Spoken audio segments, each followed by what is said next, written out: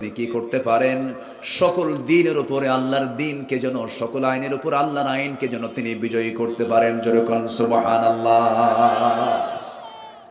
ফেরাউন যে দিন বুঝতো, আজকের মুসলমানরা সে দিন বোঝে না। ফেরাউন কি বলেছিল? ইউবাদদিলা দীনাকুম। আমার আশঙ্কা হচ্ছে মুসা জীবন ব্যবস্থার আইনের সে পরিবর্তন ঘটাচ্ছে। ফেরাউন দিনের ব্যাখ্যা বুঝতো, কিন্তু আমার দেশের অনেক আলেমরা দিনের ব্যাখ্যা বোঝে না। প্রতিমা বিরোধিতা করার জন্য তো এলেম লাগে। আবু জেহেল কি কোরআন বোঝে নাই? সবচাইতে বড় দর্শক ছিল কোরআনের আবু জেহেল। আমার নবীজি গোটা রাত ধরে কোরআন তেলাওয়াত করতেন, আর আবু জেহেল গোটা রাত ধরে দাঁড়ায়া দাঁড়ায়া তার বাড়ির কোনায় দাঁড়ায়া দাঁড়ায়া কোরআন শুনত। কোরআন সম্পর্কে যখন আবু জেহেলের পরিপূর্ণ ধারণা চলে আসছে, তখন বুঝতে পারছে না মুহাম্মদকে পরাজিত করা সম্ভব নয়, এখনই ওকে ধরে ফেলতে হবে। তাহলে বাতিলরা যদি ফেরাউন আবু জেহেলরা দিন বোঝে, আর আজকে মুসলমানরা দিন বোঝে না। আমাদের দিন বোঝার দরকার আছে না নাই? বলেন, আসতে বলবেন না, আছে না নাই? অনেক কথা আছে, আস্তে আস্তে করে বলবো। আমাকে সময় দিতে রাজি আছেন তো সবাই? জোরে বলি ইনশাআল্লাহ। আমি এসেছি এমন একটা উপজেলায়, যে উপজেলায় কোনো প্রজা নাই, সব শাহজাদা। সব কি শাহজাদা? মানে কি? সব বাদশার সন্তান, সব রাজা বাদশার কারবার এখানে। কোনো ফকির টকির নাই। বলি আলহামদুলিল্লাহ। জি, জোরে বলি আলহামদুলিল্লাহ। আল্লাহ আপনাদের আখিরাতের রাজা বানায় দেন। জোরে বলি আমিন। আরো জোরে আমিন। ইসলামকে আমরা শুধু নামাজের মধ্যে দেখতে চাই না, ইসলামকে শুধু আমরা মসজিদ মাদ্রাসার মধ্যে দেখতে চাই না। সুলাইমান আলাইহিস সালাতু ওয়াস সালাম গোটা পৃথিবী রাজত্ব করেছেন। ইউসুফ আলাইহিস সালাতু ওয়াস সালাম খাদ্যমন্ত্রীর দায়িত্ব পালন করেছেন। চারজন খলিফা 30 বছর, আবু বকর, ওমর, উসমান, আলী রাদিয়াল্লাহু আনহুম 30 বছর তারা গোটা অর্ধ পৃথিবী শাসন করেছেন। মুহাম্মদ সাল্লাল্লাহু আলাইহি ওয়াসাল্লাম তিনি 12.5 লক্ষ বর্গ মাইলের রাষ্ট্রপ্রধান ছিলেন। মদিনা থেকে তিনি 12 লক্ষ বর্গ মাইলের রাষ্ট্র তিনি চালিয়েছেন। আল্লাহু আকবার বলেন। এবং সকল নবীকে আল্লাহ পাক দিন কায়েমের জন্য অর্ডার দিয়েছেন। আল্লাহ রাব্বুল আলামিন বলেন, শারা'a লাকুম মিনাদ-দীনি মা ওয়াসসা বিহি নূহান ওয়াল্লাযী আওহায়না ইলাইকা ওয়া মা ওয়াসসাইনা বিহি ইব্রাহিমা ওয়া মূসা ওয়া ঈসা আন আকিমুদ-দীন ওয়া লা তাতাফাররাকু ফীহি। জোরে বলুন আল্লাহু আকবার। দিন কায়েমের সংগ্রামে কোন নবী পিছপা ছিলেন না। সব নবীর দায়িত্ব ছিল আনি আবুদুল্লাহ ওয়াজতানিবুত তাগুত। আমার বন্ধুগণ, একটা সময় পেয়েছি আমরা আগামীর দেশকে আমরা নামাজের দেশ দেখতে চাই। আমরা আগামীর দেশকে আমরা কোরআনের দেশ দেখতে চাই। যে সংসদে আর মদের আইন পাশ হবে না, যে সংসদে আর বেশ্যাবৃত্তির লাইসেন্স দেওয়ার কোনো আইন পাশ হবে না, যে সংসদে সুদের কোনো আইন পাশ হবে না। আমরা এমন একটা জনপদ দেখতে চাই যে সমাজে যাকাত ভিত্তিক অর্থনীতি চালু হবে। আমরা দেখতে চাই। জোরে বলি ইনশাআল্লাহ। আর জোরে বলি ইনশাআল্লাহ। আল্লাহ কবুল করুন। জোরে বলি আমিন। আমরা মুসলমান যে দেশে বসবাস করছি, আমাদের চরিত্রটা এত নিম্নমুখী, আমরা আইএমএ জাহেলিয়াতকে হার মানিয়ে দিয়েছি। আইএমএ জাহেলিয়াতের ইতিহাস আমরা পাইনি যে 3 বছরের শিশু ধর্ষিত হয়। আমরা পাইনি কবর থেকে নারী তুলে মরা লাশে ধর্ষণ করা হয়। হালুয়াঘাটে কিছুদিন আগে একটা মহিলা সুইসাইড করেছে। সুইসাইড করার পর সেই মহিলাকে মর্গে পাঠানো হয়েছে। মর্গে রাখা একটা লাশকেও ধর্ষণ করা হয়েছে। সাবেক একজন পার্লামেন্টারিয়ান এমপি, যদিও সে অবৈধ, কারণ 8 থেকে নিয়ে 24 পর্যন্ত যত এমপি ছিল, আমি এদেরকে এমপি বলবো না, এরা অবৈধ সব ছিল, ঠিক কিনা? অবৈধ। কারণ দিনের ভোট রাতেই শেষ, সোনার বাংলা সোনার দেশ, এটাই হয়েছিল। আমরা ভালো কিছু পাইনি। তরুণরা এগুলো সহ্য করতে না পেরে মাঠে নেমেছিল। সন্তানদেরকে আমরা ধন্যবাদ জানাই। সন্তানদের এই রক্ত, সন্তানদের উৎসর্গ আল্লাহ যেন বাংলার জমিনকে কোরআনের জন্য কবুল করে নেন। সম্মানিত ভাইয়েরা, ঝিনাইদহের কালীগঞ্জের এক সাবেক এমপি কলকাতায় গেছে। সেই কলকাতায় তাকে একটা ফ্ল্যাট বাসার ভিতরে তাকে মেরে টুকরো টুকরো করে, গোশতগুলোকে পৃথক করে, হাড়গুলো সরায় ফেলে, গোশতগুলোকে টুকরো টুকরো করে কমোডের মধ্যে ফ্ল্যাশ করে লাশ নিশ্চিহ্ন করে দেওয়া হয়েছে। মানুষ কতটা ভয়ঙ্কর হলে পরে, সিংহকে দেখে মানুষ যতটুকু না ভয় করে, হিংস্র হায়নাকে দেখে মানুষ যতটুকু না ভয় করে, আজকে মানুষ মানুষকে দেখে তার চাইতে বেশি ভয় করে। গোটা পৃথিবী আজ একটা হুমকির সম্মুখীন। রাশিয়া বলে আমার কাছে এতগুলো অ্যাটম বম আছে, আমেরিকা বলে আমার কাছে এটা আছে, আমি এটা মেরে উড়ায় দেব, উত্তর কোরিয়াকে আমার কাছে এটা আছে। গোটা পৃথিবী ধ্বংসের জন্য সব মরণাস্ত্রগুলো প্রস্তুত হয়ে আছে। তাহলে মানুষ কি শুধু ভয়ঙ্কর না মহা ভয়ঙ্কর? মানুষ ভালো হবে পৃথিবীর কোনো তন্ত্রমন্ত্র দিয়ে নয়, মানুষ ভালো হবে একমাত্র কার বিধান দিয়ে? এবং মিশ্র জাতি বাংলার জমিনকে, এই বাংলার জমিনের মানুষকে ভালো করার জন্য কোন আইন দিয়ে মানুষকে ভালো করা যাবে না। এই জাতিকে ভালো করার জন্য একমাত্র দরকার হলো কোরআনের আইন। আল্লাহ বোঝার তৌফিক দান করুন, জোরে বলি আমিন। আরো জোরে আল্লাহুম্মা আমিন। এই শুক্রবার যে চলে গেছে, তার আগের শুক্রবারে 10:30টার দিকে ঢাকা শহরের কোনো মানুষ বাড়িতে ছিল না। সব বাড়ি থেকে নামছে খালি পায়ে না জুতা পায়ে? বলেন, খালি পায়ে না জুতা পায়ে? গায়ে কাপড় না গায়ে কাপড় ছাড়া? চশমা যার দরকার চশমাও ছিল না। বাচ্চা থুইয়া মা, মা থুইয়া বাচ্চা, বাপ থুয়ে মা, মা থুয়ে বাপ, সব থুইয়া মারছে দৌড় জুতা ছাড়া। কার ভয়ে? আল্লাহর ভয়ে। আল্লাহর ভয়ে দৌড় মারছে।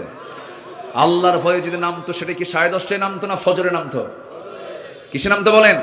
ফজরে নামে নাই, আল্লাহর ভয়ে। এই জন্যই 10:30 থেকে আল্লাহ নামাজ দিয়েছে, যা তোরা নাম।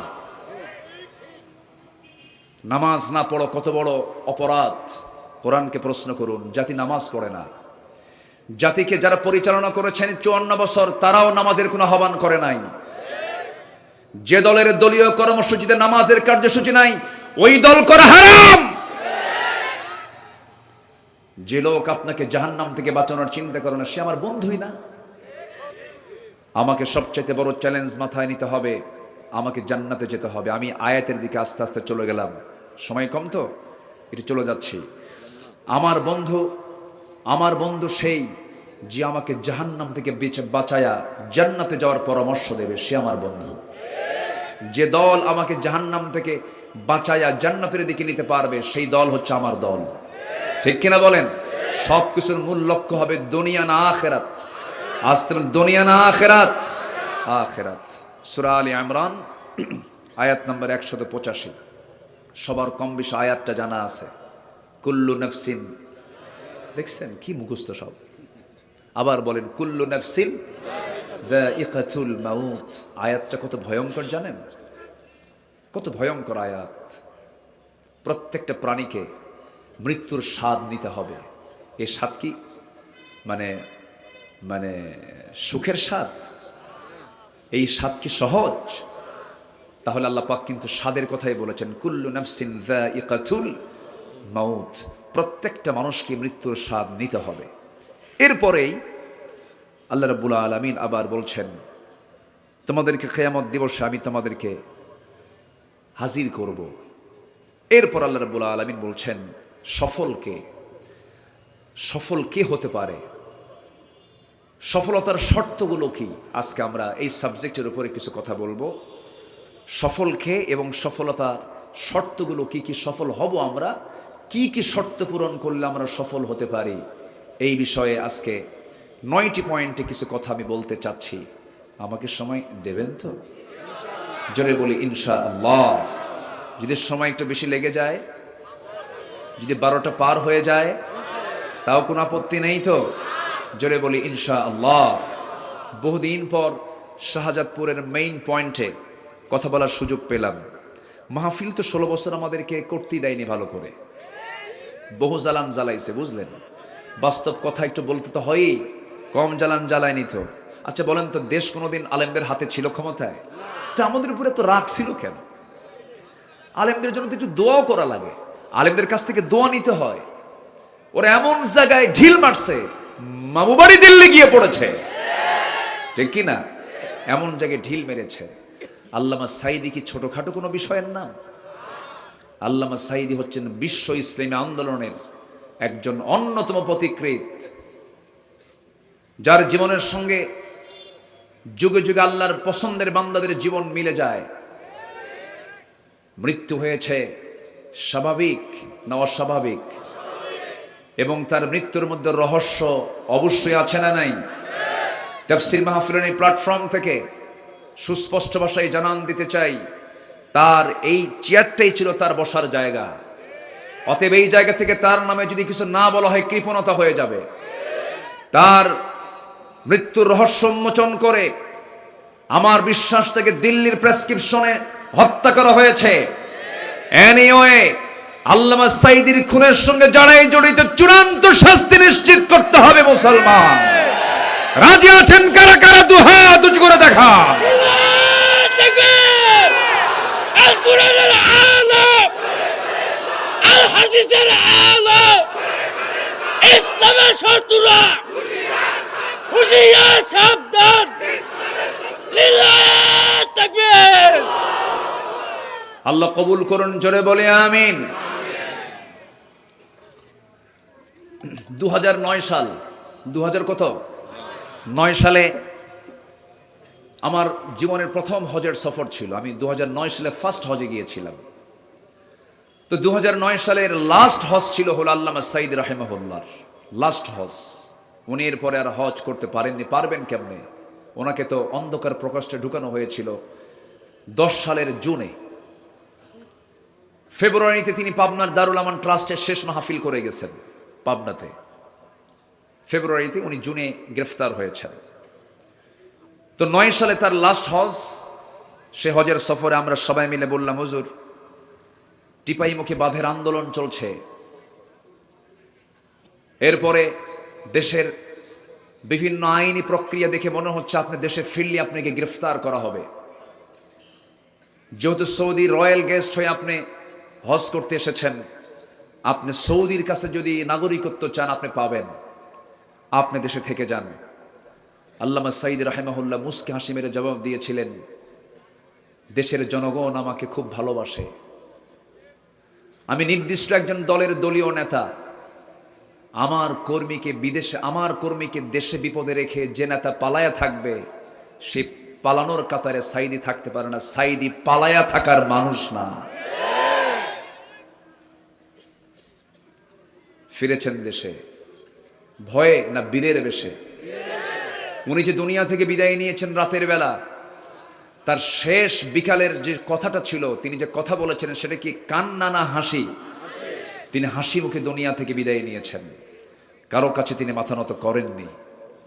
উনি বলেছিলেন 2001 কি 2 সালের দিকে, প্রথম দিকে উনি বলেছিলেন, গাছের গোড়ায় নাড়া দেব, মামু বাড়ি দিল্লি গিয়ে পড়বা। কোথায় গিয়ে পড়েছে বলেন? কোথায় গিয়ে পড়েছে? দিল্লি গিয়ে পড়েছে। উনি যে আল্লাহওয়ালা মানুষ, আল্লাহ পাক তার কথাকে বাস্তবে রূপ দিয়ে দিয়েছেন। পাশে কলকাতা ছিল কিনা বলেন? পাশে কলকাতা ছিল, সিলেটের পাশে আগরতলার ত্রিপুরা ছিল, ত্রিপুরার আগরতলা ছিল, কুড়িগ্রামের পাশে আসামের গুয়াহাটি ছিল, ওইদিকে রাজস্থান ছিল, ওইদিকে চেন্নাই ছিল, শ্রীলঙ্কা কাঠমান্ডু, নেপাল, ভুটান, মায়ানমার ইয়াঙ্গন, বোনের বাড়ি লন্ডন, বিয়ে বাড়ি আমেরিকা ছিল, কোথাও পড়ে নাই, মামু বাড়ি দিল্লি গিয়ে পড়েছে। সিদ্ধান্ত কার? আসতে বলবেন না, সিদ্ধান্ত কার? আমরা হকের পক্ষে টিকে থাকবো। জোরে বলি ইনশাআল্লাহ, জোরে বলি ইনশাআল্লাহ। আমরা সফল হওয়ার জন্য কিছু শর্ত পূরণ করব আজকে, সেই শর্তগুলো শুনে যাব। জোরে বলি ইনশাআল্লাহ। তাহলে সফল কে হবে? আল্লাহ পাক শুধু একটা লাইনে বলে দিয়েছেন, সূরা আলী ইমরানের 185 নম্বর আয়াত। আল্লাহ রাব্বুল আলামিন বলেন, কুল্লু نفس ذائقة الموت وإنما توفون أجوركم يوم القيامة فمن زحزح عن النار وأدخل الجنة فقد فاز وما الحياة الدنيا إلا متاع الغرور জোরে বলুন আল্লাহু আকবার। আল্লাহ রাব্বুল আলামিন বলেন সেই বান্দাই সফল যে বান্দা জাহান্নাম থেকে মুক্ত হয়ে জান্নাত পেয়ে গেল, জান্নাতে প্রবেশ করলো, সেই বান্দাই সফল। যে ব্যক্তির জন্য জাহান্নামটা ক্লোজ হয়ে জান্নাত মুক্ত হলো সেই ব্যক্তি হলো মহা সাফল্যবান। এই জন্য আমাদের সবচেয়ে বড় চ্যালেঞ্জ হলো আমাদেরকে যেমন করি হোক জান্নাত পেতেই হবে। সবাইকে জান্নাত পেতে চান নাকি? সবাইকে জান্নাত পেতে চান নাকি? সেই জান্নাতের লাইনে আমাকে চলতে হবে। জান্নাত প্রাপ্তির জন্য আমার কিছু শর্ত পূরণ করতে হবে। 9টা শর্ত যদি কোনো বান্দা পূরণ করে সেই বান্দা মহা সফল হয়ে যাবে। নাম্বার 1 হলো নেক আমল সহ ঈমান। ইন্নাল্লাযীনা আমানু ওয়া আমিলুস সালিহাতি লাহুম জান্নাতুন তাজরি মিন তাহতিহাল আনহার যালিকাল ফাওজুল কাবীর। জোরে বলুন আল্লাহু আকবার। সূরাতুল বুরুজ আয়াত নম্বর 11 আল্লাহ রাব্বুল আলামিন বলেন নিঃসন্দেহে যারা ঈমান আনবে এবং নেক আমল করবে তাদের জন্য এমন একটা জান্নাত আল্লাহ পাক নির্ধারণ রেখেছেন যার নিজ দিয়ে নহর প্রবাহিত, প্রস্রবণ প্রবাহিত। ওই বান্দার জন্য জান্নাতীদের জন্য 4টা প্রস্রবণ জান্নাতে থাকবে, 4টা নহর থাকবে। মধুর নহর, দুধের নহর, শরাবের নহর, পানির নহর। মোট কয়টা নহর হলো বলেন? 4টা নহর, যা দুনিয়াতেও আছে। দুনিয়ার মধু পান করলে পরে শিশু যুবক হয়, কিশোর তরুণ হয়ে যায়, বুড়া মানুষ মধু খেলে পরে আরো বুড়া হয়ে যায়। দুনিয়ার দুধ পান করলে পরে বুড়া আরো বুড়া হয়ে যায়। ছোট্ট বাচ্চা শিশু থেকে কিশোর হয়ে যায়, আবার সে একদিন বুড়া হয়ে যায়। কিন্তু দুনিয়ার এই সমস্ত খাবার খেলে পরে বুড়া হয়ে যাচ্ছে, কিন্তু জান্নাতের কোনো দুধ, জান্নাতের কোনো পানি, জান্নাতের কোনো শরাব, জান্নাতের কোনো মধু যদি কোনো বান্দা একবার একবার পান করে নেয় আমৃত্যু সে কোনোদিন বুড়া হবে না। জোরে কোন সুবহানাল্লাহ। জান্নাতে বুড়া হওয়ার কোনো সুযোগ, দাঁত পড়ে যাওয়ার কোনো সুযোগ, চোখে কম দেখার কোনো সুযোগ, চামড়া কুঁচকে যাওয়ার কোনো সুযোগ নাই।